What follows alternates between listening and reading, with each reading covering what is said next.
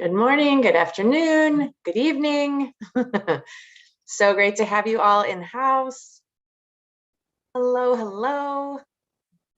I see so many of you. Let's get my screen ready so I can see Saeed. I'm happy that you're here. Anita, Cindy, Clarice. Is it Clarice or Clarice? I think it's Clarice because it ends with an S. I hope I pronounced your name correctly.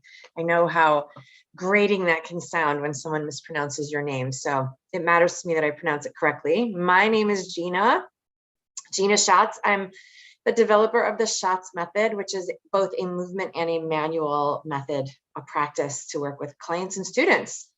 And there's so many new faces, well, new names. I haven't seen your faces yet, but so many new faces in the house today. I'm so happy that you're here. I meet here every Tuesday, and I love that you met me this Tuesday. This is perfect. My objective for today is to serve you, to talk anatomy and physiology and client work and all the good things. Each Tuesday when we meet, I teach, for about 20 to 30 minutes on a very specific topic. Today, we're going to talk about mobility. We're going to continue our talk on mobility, because we did speak last week about mobility and the differences between mobility and flexibility and range of motion and what to do about that. And it's a pretty big topic. So we're going to talk again today. I have more to share. And I'll share that for about 20 to 30 minutes, and then you guys get to talk. So any questions that you have on anything I cover in the training period, or any other questions that you have, if you have client questions, or if you're learning anatomy and physiology somewhere else and you need some clarity on something, anything and everything about the human body, anatomy, physiology, client work, practitioner work, even professional development we've talked about, anything is fair game. So, and if you want to be hot seated, you're welcome to do that as well. That just means that you get to come off camera and ask your question, and I'll hot seat, I'll troubleshoot you, I'll coach you, basically, I'll train you one-on-one for that period of time that you're in the hot seat. If you don't want to come on camera, totally cool, because you are being recorded. You can use the chat feature. You can add some questions in the chat. You can add comments in the chat. Definitely use the chat, and I will answer you from there for sure. And feel free to come off mute at any time. So it's not formal, right? It's like colleague to colleague, peer to peer. And again, I'm here to serve you. So let's get into it, shall we? Awesome. There's more people coming in. Let me just let them in the waiting room, or in from the waiting room. So great. Okay, cool. So last week we talked about mobility and the difference that mobility is between flexibility and range of motion. So if you didn't see last week's training, I'm wondering if you're here for the first time, if you know the difference between mobility and flexibility and range of motion. It's a really common oversight, I guess. It was for me. I was interchanging range of motion and flexibility for a long time. And then I got smarter and I figured out what I was missing. And then flexibility and mobility and range of motion all mean different things when we're serving our clients. So it's not to put you on the spot at all, but just to like shine the light on even, doesn't matter how long you've been in practice. It's really easy to overlook these, especially if you've heard them in a context that sounded like it could mean the other, because it feels like they could overlap. Hey, Pauline, I'm glad that you're here too. Oh, I know you can't hear me yet because you're still connecting to audio. Hi, Pauline, I'm glad that you're here too. Okay, hi. So if anyone here, before I dive in with the answer, would like to share what your understanding is between the differences of range of motion, flexibility, and mobility, that would be awesome. And again, you can use the chat if you like, or just come off mute and tell me what you know what them to be. Can you hear the Jeopardy music playing right now? I'm going to give us like 20 seconds. Okay. That was probably less than 20 seconds, but our attention span is so short these days that probably felt like that 3 seconds was forever. So let me chime in, and if you're typing, great. I'd love to hear what you know about those three differences: mobility, flexibility, and range of motion. Reason, again, is not to put anyone on the spot, but they dramatically change what we would do for a client. Dramatically change what we would do for a client. Okay, so range of motion. Range of motion speaks specifically to joint formation and heavily relies on bone formation. So whatever range is available at the joint where movement happens is affected by the bone shapes and sizes. It really is. And sometimes I'll hear yoga teachers say, so again, let me just back up for a second. For those of you I've not met yet, person to person, I am trained in lots of things. I'm a massage therapist, I'm a bodywork therapist, I'm a yoga teacher, I'm trained in personal training. Never worked on the floor though as a personal trainer. So I have lots and lots of angles that I look at movement and function and manual work as well. So when I'm picking on, when I'm calling out any particular modality, it sounds like I'm picking on them. And I guess in some ways I am, but it's all in good fun because I had so many blind spots. It didn't matter how many different trainings and certifications I had, I still had blind spots. Until the light shined on them, we have blind spots. So sometimes what I hear yoga teachers say is, there's a limitation in how far a student can move into a particular asana because of their bones. And I want to appeal to all of us to identify that while bone formation does change how much movement we can have at a joint, it should be the last thing that we consider. So I'm mentioning it first, kind of like, emphasize that, and then we'll talk about the two others that will have more input on what you can affect and really where you should look. And I'm saying that not from a place of arrogance, I'm saying it from a place of experience. Because I've been in practice for 29 years, and in the 29 years, it's only been a very few number of times where actual bone formation changed what someone could do. It does, on the flip side of it though, it does allow for greater range of motion when bony landmarks are smaller and narrower.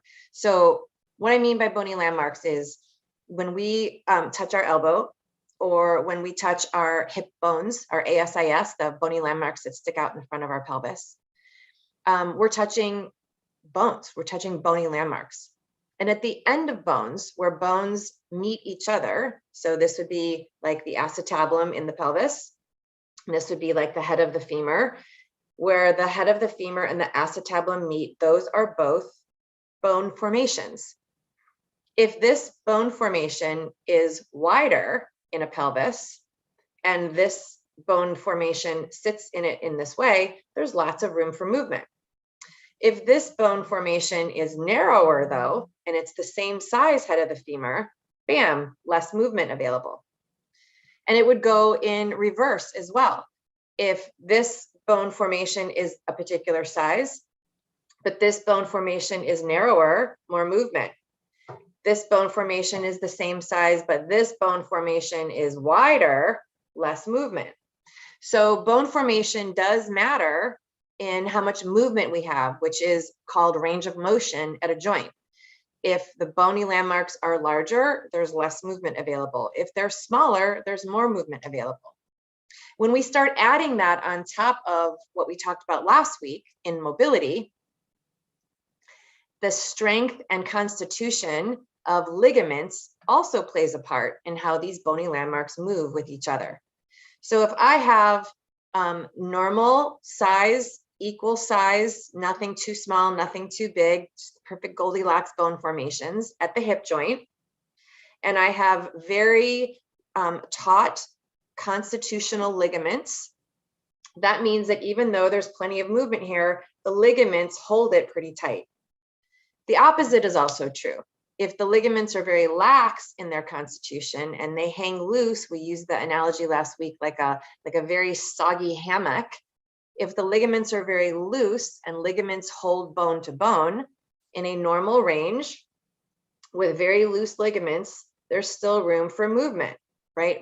And folks who dislocate their joints often probably have loose ligaments or less constitution in their ligament structure.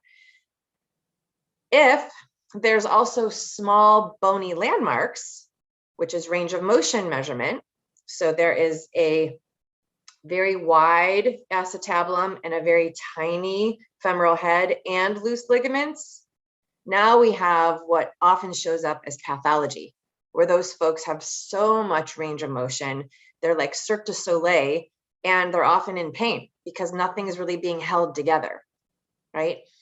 The truth is that none of us can actually see underneath the skin unless we have imaging available to us, and most manual and movement practitioners don't have the imaging. So what we want to be able to do is to make the best discernment that we can while someone's still wrapped in their skin, right?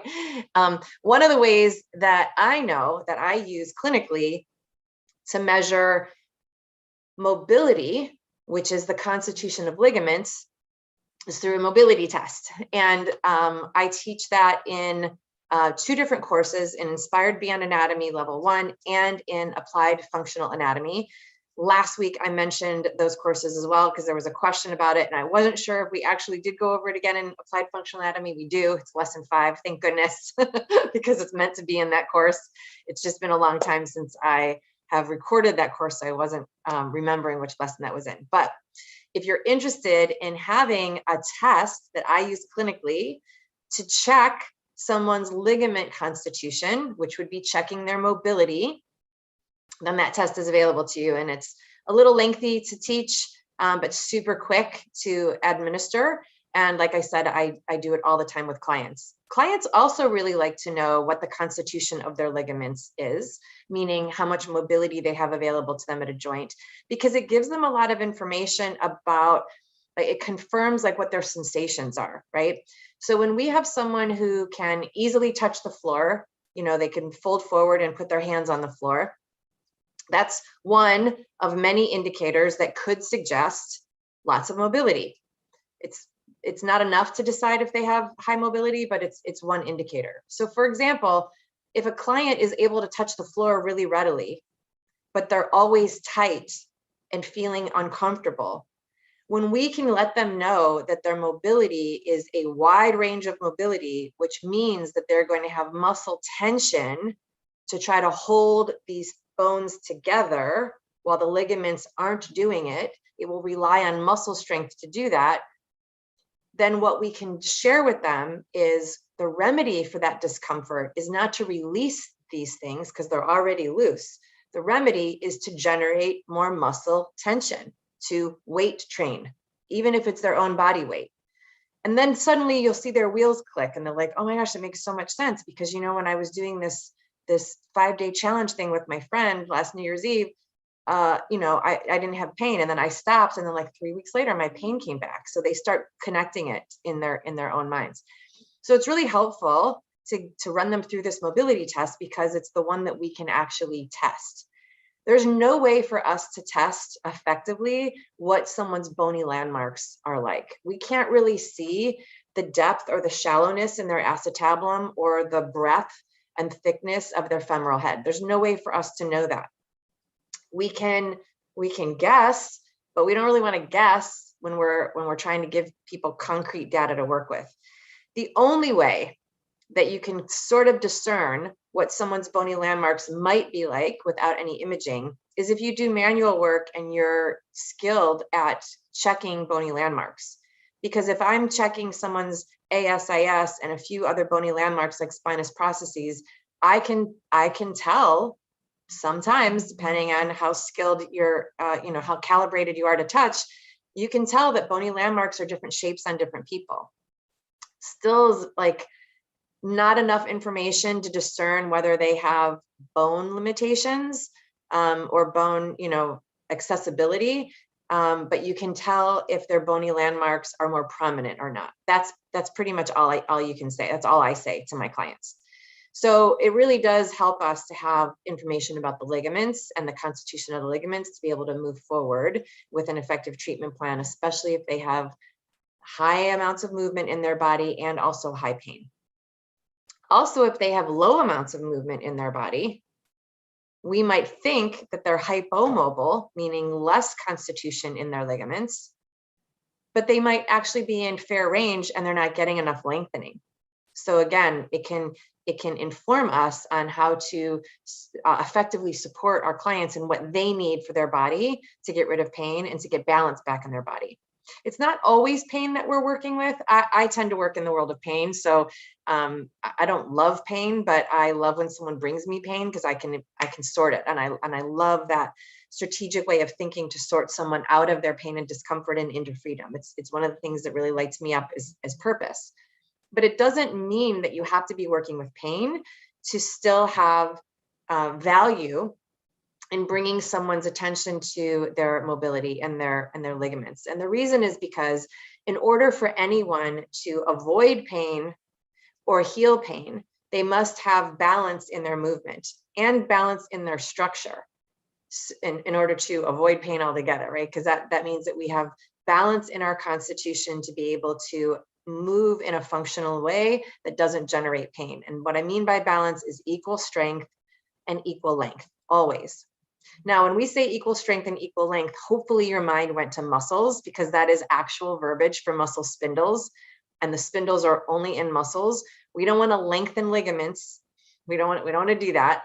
And it's harder to lengthen a ligament than it is a muscle because there isn't as much blood flow in a ligament. They have a different makeup.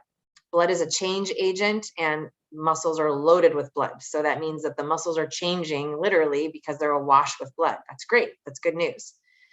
When we have equal length and equal strength in a muscle spindle, that allows us to have full use of that muscle. And that doesn't mean that it's being used optimally. It means that we have the availability for it to be used optimally. The way to optimally use a muscle in movement is to know functional anatomy, to know how it's meant to move, and then guide someone towards that movement and prevent them from adding any recruitment or any compensatory patterns into their movement. The muscle has to be available first to be able to guide them towards that optimal movement. And in order to guide them towards that optimal movement, that's a different study. We've talked about that in previous weeks, and we can absolutely talk about it again. But for today, on our conversation on muscle length and muscle strength, what we're looking at there is to answer the question around flexibility. So how much availability a muscle has to lengthen spindles and contract spindles is a conversation on flexibility. It's not mobility, it's not range of motion, that's the flexibility conversation. And so just to illustrate that a little bit further, at the end of every muscle is an origin and an insertion, and then just beyond that is the tendon that does the originating and the inserting onto the bone. Cool. Just before we get to the tendons, the very end of the muscle are muscle spindles. And I like to use the analogy of spaghetti, spaghetti in a package. So if you imagine dry spaghetti needles, or I've also used a deck of cards, right? At each end, either the spaghetti strands or the deck of cards, when they're laying next to each other, that's lengthened muscle spindles. When you take the ends, the origins and insertions a little further away, then the muscle spindles pull even a little further away from each other, and that increases flexibility. The only way, though, to actually increase the flexibility is then to also get the muscle to contract, which means that the ends now, origin and insertion, move towards each other, and then the muscle spindles stack on top of each other. And where they stack on top of each other like a deck of cards, or imagine, holding two bundles of spaghetti noodles. If you were to fold them on top of each other, they would break, but imagine that they wouldn't. They would stack on top of each other, and then they get thicker in the middle, right? So here's the end of the muscle, here's the end of the muscle, and then the muscle spindles stacking on top of each other. Now it gets deeper in the middle. That's like the belly of the muscle. That's where you see a contraction happening. The muscle spindles are laying on top of each other. It's a really complex process. It's got tons of chemistry and magic, the way the body has it rolled out. And again, it's pretty complex, and there's lots of different pieces, parts that are involved in that. But that's basically what we know about a muscle contracting. In order for us to get full contraction and full length in a muscle, which is the definition of flexibility, we must also have its opposite. So in order to have flexibility, what I mean by that is we need to be able to have the muscle contract where the spindles stack, and we need to be able to have the muscle lengthen where the spindles pull away from each other, and then repeat, repeat, repeat, repeat. What flexibility isn't is muscle at neutral length and then just pull the spindles away from each other. That's not flexibility. What that is a one-sided action of a muscle structure, which then over time creates change, because the muscles are changeable. And when the muscles change, they need to change back. So if we take a muscle and we lengthen it, thinking that we're adding flexibility, all we're doing is really lengthening the muscle spindles, which is the opposite of contracting, which means it's the opposite of strengthening. In order to have balance, we have equal length and equal strength. So adding flexibility means we must have muscle spindles away, muscle spindles towards, lengthening and contracting. We must have both to have healthy ranges of muscle action, and that is the formula for flexibility. When we talked about the anatomy principles a few weeks back, and we talked about, I can't remember exactly how we started the conversation, but it was about gaining strength, or we also talked another week about adding gains in muscles, like if you're a personal trainer and you're supporting your client and adding muscle mass, muscle bulk. In order to be able to do that, we must create length in the muscle to get it to contract more. You can't contract a muscle that is already contracted. It's contracted. You got to lengthen it in order to contract it.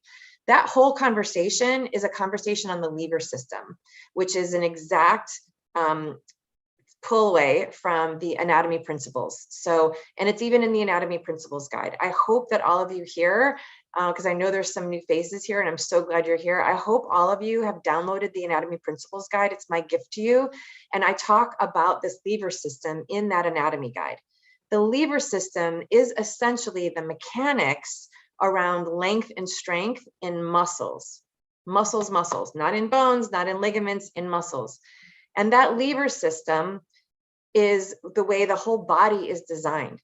So when we think about flexibility, if we only think about the quote stretching part, and stretching doesn't exist. We also talked about that in the anatomy principles guide. If we only talk about the lengthening part of the muscle spindle, not only are we not in action, because it's not an action of muscles, stretching is not an action, we're also creating an imbalance in the lever system, which prevents us from being able to have optimal function. Saeed, I will get you the link to the anatomy guide. Just give me 1 second. I have it on another screen and I will absolutely put it in the chat for you to download. Okay, so hang tight for me just a second. I lose my train of thought sometimes when I'm interacting with people because I love to interact. Yeah, it's my pleasure. Right, okay, so a few moments ago today, I mentioned that we want to know how the body is designed so that we can guide someone into optimal movement, into functional mechanics that work for them, that either avert or heal pain, remedy pain. That's a separate learning and a separate skill set. I teach that readily in all sorts of courses, applied functional anatomy, of course, that's a giveaway in the title. We also heavily rely on that in my mastery program, which is a year-long program. Whether you're in any of those programs or not, you are already teaching movement if you are a movement practitioner. If you are a manual practitioner, your people are moving. They're walking in to see you. So we all need to know what functional movement is by design. And in order for us to address functional movement, we must have accessibility to the muscle, which means we must have equal movement in length and strength in muscle spindle action of lengthening and contracting, which is the definition of the lever system, and that is our concept of flexibility. Okay, so flexibility is changeable in folks. Mobility is not. You come with what you come with, you leave with the two. It can be hindered by some severe injuries. So that would show up, for example, if you were doing the mobility test on someone, joints should be equal, right to left, elbows, knees, ankles, etc.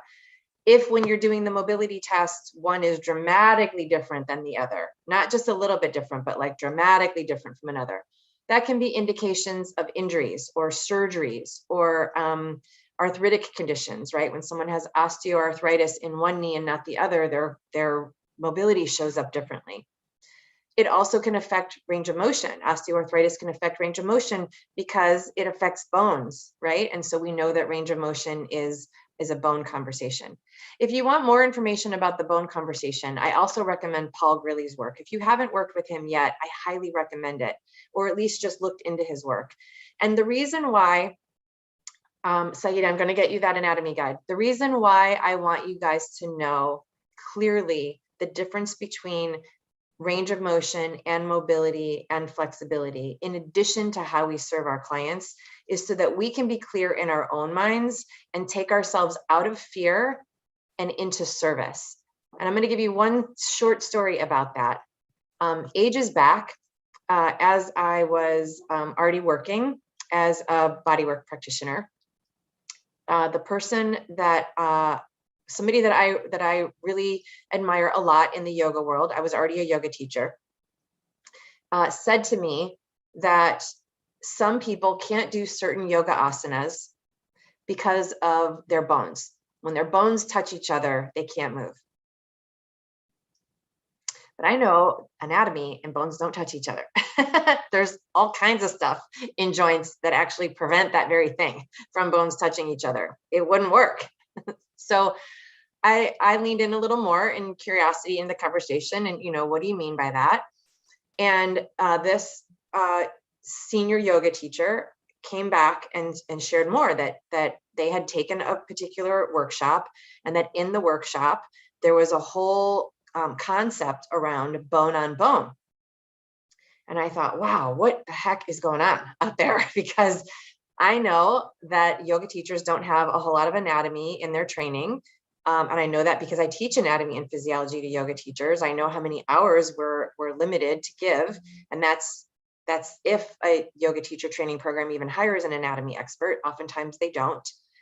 Hold on one second, Robert. I'll get back to you on a book title because it's not on the top of my mind right now, but I'll get back to you on that. And thank you guys for bringing your questions into the chat. I'm going to stay on this thread so I don't lose the story, because I don't want it to be too long of a story. I want to surmise it actually right here. Here's what came. This yoga teacher had very conscientiously taken a workshop.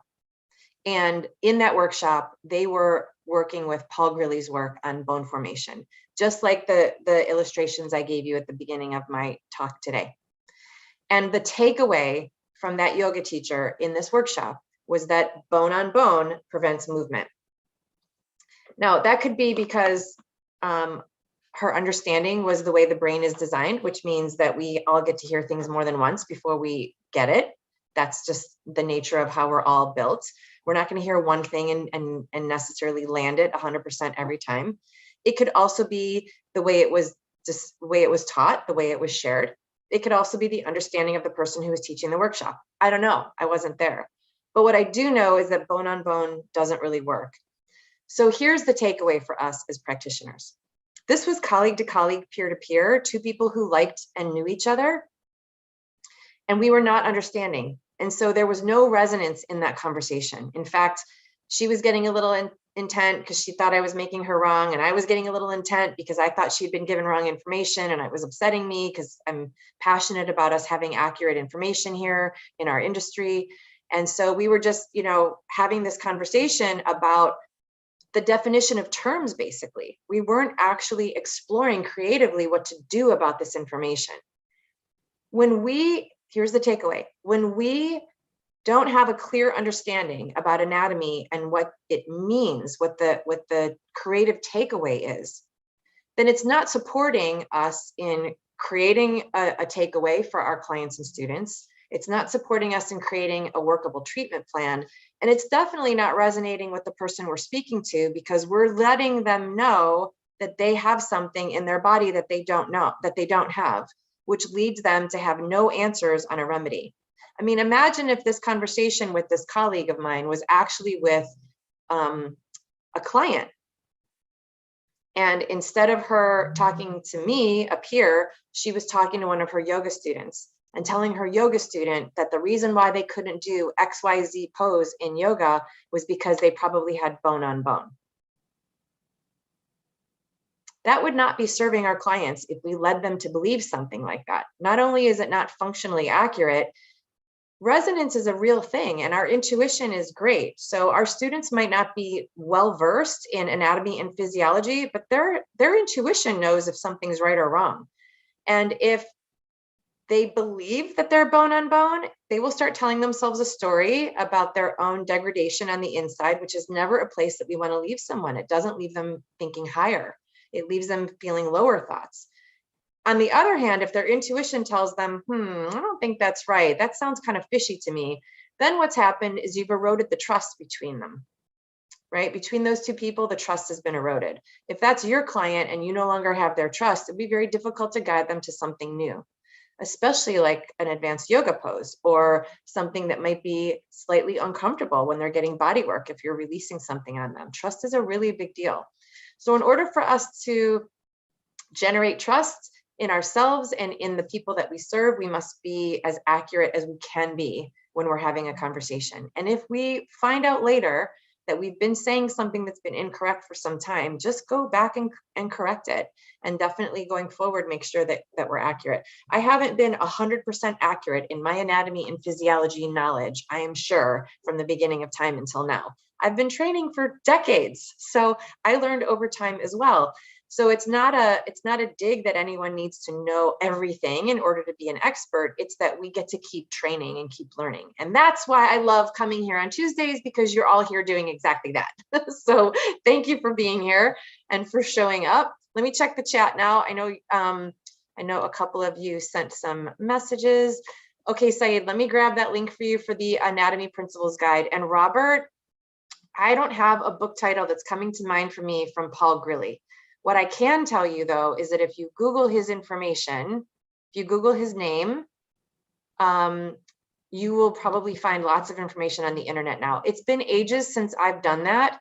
I actually have some printouts that I have passed around in classes where I've taught in the past on this very topic that show several different snapshots of Paul Grilley's work. So I'm giving you this information because you need the last name Grilley. Yes, G-R-I-L, is there two L's? G-R-I-L-L-E-Y, there might only be one L. Check out both. Can you spell Paul's last name, please? All right, let me look it up. Clarice, I love that you guys are asking. Good. All right, Paul Grilley. It's two L's, G-R-I-L-L-E-Y. Yeah, so his work is pretty fascinating because what he did, G-R-I-L-L-E-Y, confirmed, American teacher in modern yoga, perfect. He took cadaver studies, it's fascinating. He took cadaver studies from same gender, same age, and would lay next to each other, 5 different femurs. And then you could see the difference between them, and they were dramatically different. That, the bony landmarks on the ends were all different, and same gender, same bony landmarks. Then gender to gender, obviously there's some differences as well. So, a picture's worth 1,000 words, and I highly recommend looking at those bony formations. The way I described it with my own live body here is my best takeaway without having all of this cadaver study. But Paul's the one that did that. It was groundbreaking actually for us, because how often do we get our hands, well, this is I guess tongue in cheek a little bit, how often do we get our hands on a few cadavers to study? Not often, right? So lucky for us that he took the time to do that and dedicated his work for our learning. All right, let me get you looking for the link. I didn't come prepared with the link for the anatomy guide. I'm really sad I didn't do that today, because I know I've been saying it for so many weeks, and I didn't want to overspeak it, but Saeed, I definitely want you to have it. So let me get that for you. Here we go. I got the link now. All right. So I'm going to put this link in the chat. The link that I'm putting in the chat right now is for the anatomy guide that I made. This is my work. I made this anatomy guide for each of you. You're welcome to it. It's my gift. You do have to add your email address in because it's prompted, the email address will trigger so that it gets sent to your inbox. So certainly let us get that to you in that way. And the guide has 4 anatomy principles in it. There's 8 that I work with clinically, And those 8 anatomy principles, the 4 in the guide and the 4 others that I work with clinically, I teach a whole course on that one. And that course is the Applied Functional Anatomy course. That is also the course where we have the mobility test and lots of other goodies. Just for the record, I've gotten a couple questions about this. All of my courses are available evergreen. And I love evergreen because it gives you a lot of flexibility in your own schedule to, dive in a whole weekend or wait a couple weeks until you're ready and not have to show up live to a class. But evergreen courses are notorious for not being completed. So I just want to let you know that when we have someone come into our academy and join one of our classes, one of my courses, it's really important for us that we get you to the finish line. So we're not pushy about it, but we do definitely suggest a certain pace for you to keep going, and we keep our eye on you as well at the same time. And I find that the courses are pretty fun because what we do is we meet in one lesson and I give you a bunch of information. And then we meet in the second lesson and we implement all of that information. Like, how do you practice it in your own body? How do you practice it with your clients? And then you get a chance to immediately implement it in whatever you're doing, whether it's a movement or a manual practice. And then we come back for the third lesson, it would be, and then there's more information. And then the fourth one, we practice it, and then et cetera, et cetera. And I run each course in the same format. And then there's quizzes in between, so you can just test your knowledge and see where you are with the material. So we like to keep it, where you're engaged with the information. And that's one of the ways that we can help you stay conveniently scheduled at your own pace, but then also get what you need out of the material. Otherwise, signing up for a course and not actually taking it doesn't really help. So we want you to finish. And speaking of finishing, so that's what I have to share with you today about mobility, flexibility, and range of motion. I hope that you learned something new or confirmed something that you already knew. And now I'm going to turn the tables over. No, I don't think you turn the tables over. I think that's when you're angry in a church. I might be quoting from the Bible. All right, I'm going to turn the cameras over to you guys. So the next segment here, I'm happily here to answer any questions that you have, any anatomy questions that you have, any client work questions that you have, anything that we talked about today or in a previous week, or anything that you'd like to have more information on. All questions are fair game. Who would like to ask first? You can come off mute and just use your voice. You can come off camera and be hot seated, where I can train you directly, or you can also use the chat, which you guys are all using today, which is amazing, and type your questions in the chat. So, any questions? Let's see. And Clarice, I hope I'm still pronouncing your name correctly. I'd heard that it's not good to be too flexible because it means that tendons or ligaments have stretched. Any truth to that? You are. Okay, great, Clarice. Awesome. Oh, so this is perfect. This is a perfect clarifying question on what we talked about today and started to talk about last week. So flexibility, again, is a function of muscles. And when we have flexibility, optimal flexibility is equal amount of strength and equal amount of length, right? So true flexibility means that we have full access to the muscle, where we can lengthen the spindles and contract the spindles and equally work the lever system so that both sides of the joint are equally lengthening and equally contracting. And that equals flexibility. Okay. There's never too much of that because it's balanced. However, just in your question, Clarice, I can tell that this conversation that we just had today is so important because sometimes we misuse flexibility for mobility. And mobility is a function of the ligaments. Mobility is a function of the ligaments. And ligaments come as they are. If we have a lot of laxity in our ligaments and they hang very loose like a very over-loved hammock, they never get tight again. An old hammock never becomes a new hammock. The reverse is also true for ligaments. If they come very taut, very tightly wound, they don't become longer in the lifespan of the person's body. Their muscles can then be balanced in their flexibility, which can make them feel like they have more movement, but the constitution of the ligaments is the constitution of the ligaments. Your mobility is your mobility is your mobility.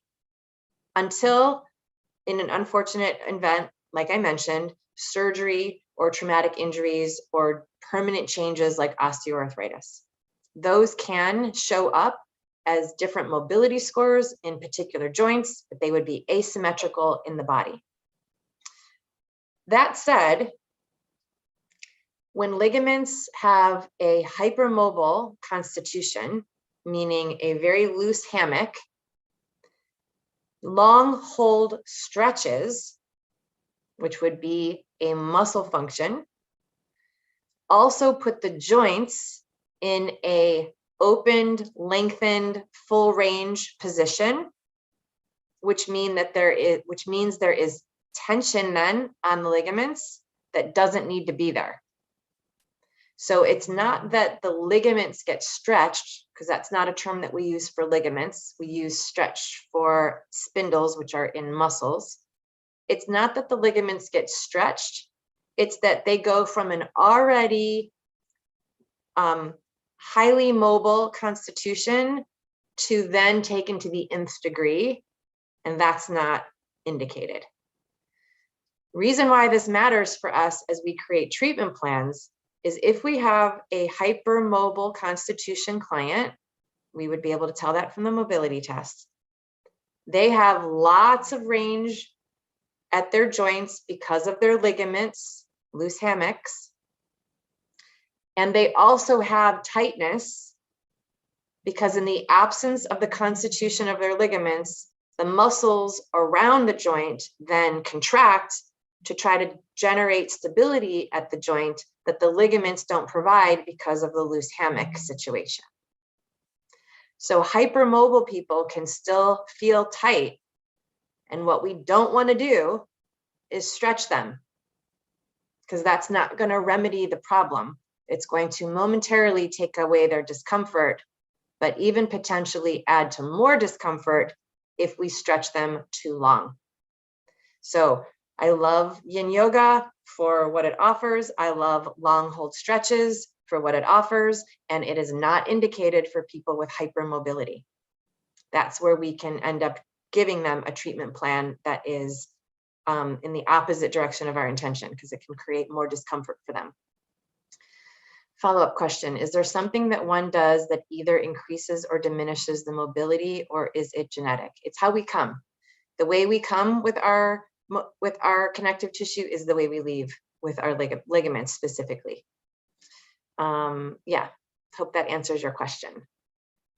I have lots of, it's a really common question, Clarice. I have lots of clients who ask that, especially when they've experienced an injury for so long. Yes, you're welcome, my pleasure. When they've been navigating an injury or pain for a long period of time, and they just feel like, it's probably unfortunately happened to all of us here, where you have an injury and you feel like the walls close in, and you just like stop moving for a while, and then everything feels like you're the Tin Man, you can't quite move. And so it's common to think, well, if I just get moving again, then I'll go from hypomobility into normal range mobility. And the answer is never that happens. It doesn't matter how long I've worked with someone in a rehab situation. Once they get out of pain completely and into full movement activity again, their mobility score doesn't change. Their discomfort level changes. Their flexibility and their muscles change because their muscles are back to moving, but the mobility score never changes. They never go from a hypomobile constitution to a normal range constitution. It never happens. Okay. Any other questions? That was a great question. I could talk about all this forever. Any other questions for today? Who's next? Who has a good juicy question for me? Laura, hey, you're back stateside, back from your tropical experience. Yeah. How was it? It was okay, except my husband got sick. Oh no. Yeah. Other than that, it was good. He got sick on vacation? Yeah. Boo. Yeah, I was on last week. I was just on off camera because I was more listening. I know. I saw you last week, but I didn't want to ask you a direct question like that because you were clearly like not camera ready or whatever. Hi. Might be a little bit of a loaded question, so if it's too much for the time frame, just let me know. Okay. So I have a client that's been a client for like 3 years, and he is in his mid 60s. He had a double knee replacement 6.5 years ago. Was not based, I kind of picked at it a little bit yesterday in terms of like the, like why he had it. And it was not based on any kind of like tear or fracture or anything like that. It was basically like he was in pain. He tried going to physical therapy. That didn't work. And so eventually he went to orthopedic, and orthopedic said, we're going to give you a double knee replacement. So he's been with me for 3 years. He's definitely, I think, gotten better. You know, like lunges are still a little bit tricky for him. But he can squat without pain and things like that. Well, then periodically what will happen is that he'll have to go back to physical therapy because it starts to flare up again. So like he went to physical therapy a couple years ago, then he was fine for a while. And then he went back in the spring, I would say like spring, summertime. He was doing okay. And then now he's like, I think I'm going to go back again. And I'm like, okay, like, so I'm like, to your phrase, I feel like it's Groundhog's Day, like all the time. You know what I mean? So it's the it's the typical, I've actually gone to PT for my knees too. So I kind of know like a little bit about it. And, they're trying to do the typical, some unilateral movements, like one-legged squats and, going to the glutes and going to, the abductors and things like that. But my whole thinking is it's like, we've got to be missing something here because I just keep feeling like it's Groundhog's Day. Like, are we not looking at the hip or the ankle? Are we not looking at all the other pieces and parts that go into the knee, even though it's fake? So I'm just kind of like getting to my wit's end with this. Like, why do we keep coming into these cycles? Do you know what I mean? I love your thinking. Oh my God, I love your thinking. So the beauty of physical therapy is that physical therapy is poised and ready to take a reconstructed joint and get it back into movement. That's like their jam. And it's already been done. So to your point, the way we move one joint affects the adjacent joints, right? So the knee is basically made up of the femur and the tibia. It's not its own like location on the body. So if you follow the femur up, now you're into the hip. If you follow the tibia down, now you're into the ankle. So your thinking is gorgeous. I want to like lick you through the screen with enthusiasm. So yay for you. Yay, yay. And that is also a great place for us to know, like, where does our work really shine and when is it time to refer out? Sometimes it is time to go to physical therapy. Sometimes it's time for them to let us do our jam, right?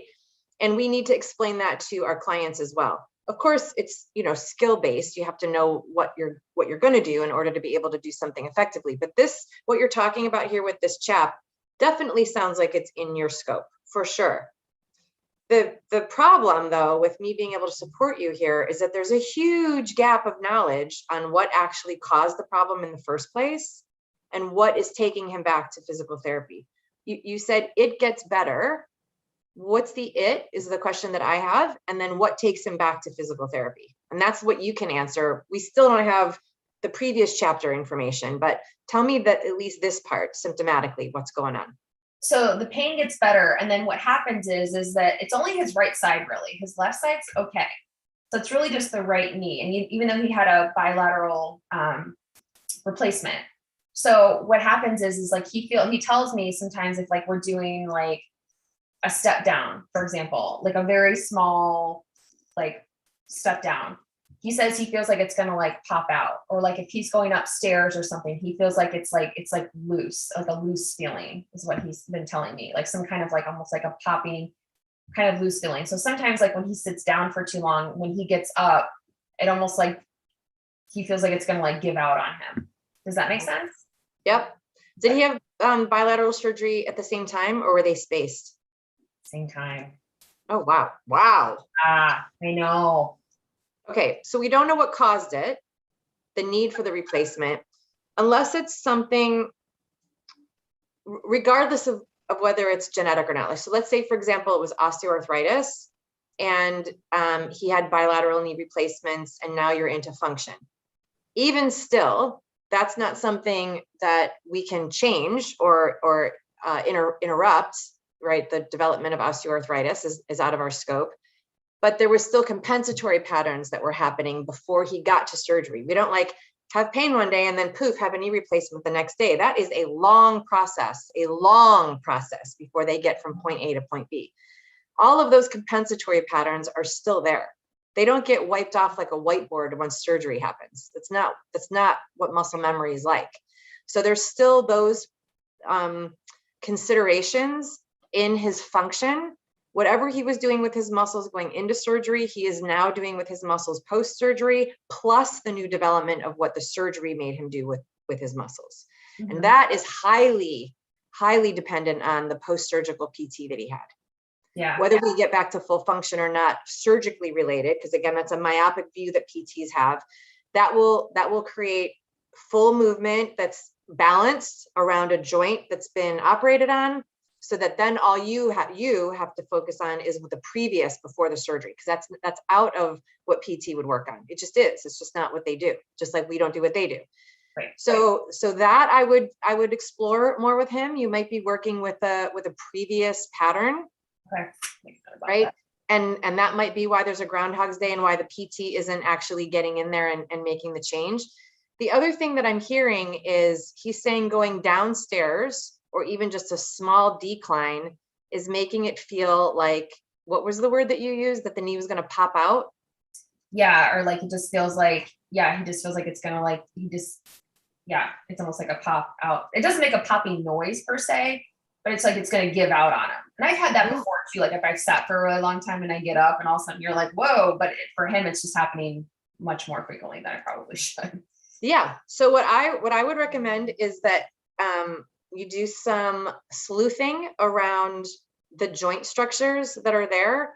And again, this is not where I would start with him. Where I would start with him is I would need to know much more about what happened in his surgery. So he had bilateral knee replacement. Did he have the exact same thing done on both knees or not?